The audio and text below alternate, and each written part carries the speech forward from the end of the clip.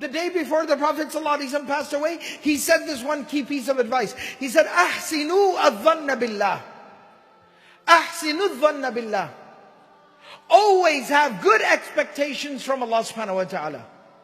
Always have the best of expectations from Allah. That's something very, very important. We are struggling. We are dealing with some spiritual bleakness. People lack hope. People don't see any lights on the horizon.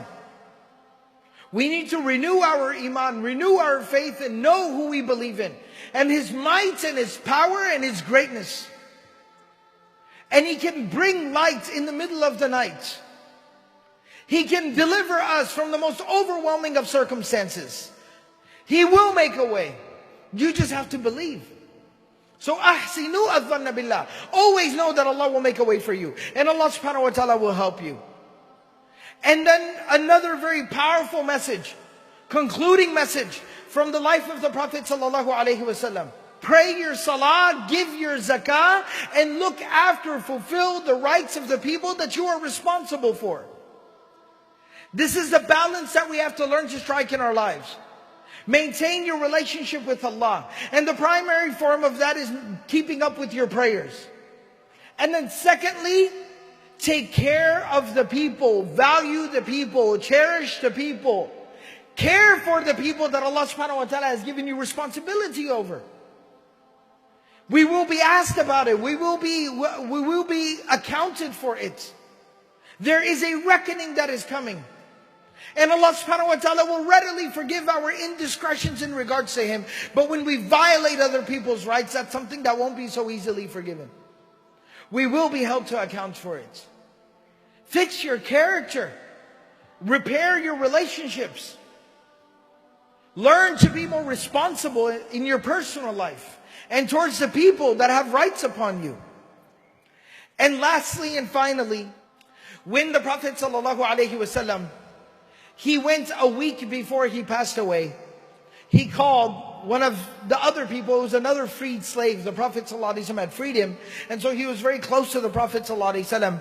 He called him and he said, "Take me to Al-Baqi', the graveyard of Medina. I want to go pay my respects." His family was there. His children were there. His friends and companions were there.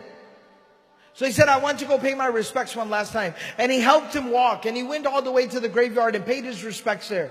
And afterwards, as he was walking back, he says to the man who's helping him walk, that Allah subhanahu wa ta'ala gave the slave a choice. He gave me a choice. To continue to live in this world, or to depart from this world and go and be with Allah. And the man started to cry and he said, "Please tell me, I beg you, I will do anything. Tell me that you asked to stay. I need you to stay. We need you to stay." And the Prophet ﷺ said, "No, it's time for me to go and be with Allah. Allahumma ila rafiq al-a'la. Oh Allah, I want to be with you." And so I mentioned this last and final point here, not to create a sense of morbidity, nor to create a sense of, giving up on this particular life, but to understand that we do have a final destination. We do have a goal and objective. And the more we are focused on the goal and the objective and the final destination, the more meaningfully, the more with dignity and honor and focus and respect will we live this particular life.